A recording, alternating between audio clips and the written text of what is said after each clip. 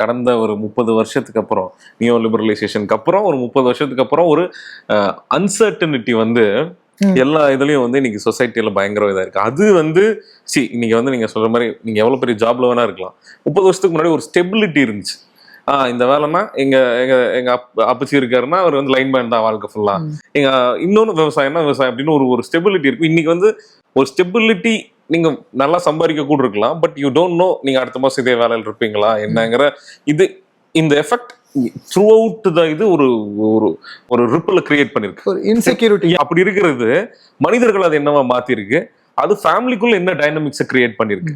இந்த மனுஷனுக்கும் பணத்துக்குமான உறவு இருக்கு இல்லையா, உறவுகளுக்கும் பணத்துக்குமான உறவு இருக்கு இல்லையா, அது என்னவா மாறி இருக்கு அப்படிங்கிறது ரொம்ப நாங்க இதை எக்ஸ்ப்ளோர் பண்ணிருக்கிற ஒரு விஷயம் படத்துல. ஓகேவா, இன் வெரி ஃபன்னியர் வே. நான் தான் சொன்ன மாதிரி உங்களுடைய துயரங்களை பார்த்து நீங்களே சிரிக்கணும்னு நினைச்சீங்கன்னா, உங்களோட புலம்பல்கள் நினைச்சு நீங்களே சிரிக்கணும்னு நினைச்சீங்கன்னா குடும்பஸ்தன் அதுக்கான படமா இருக்குங்கிறது தான்.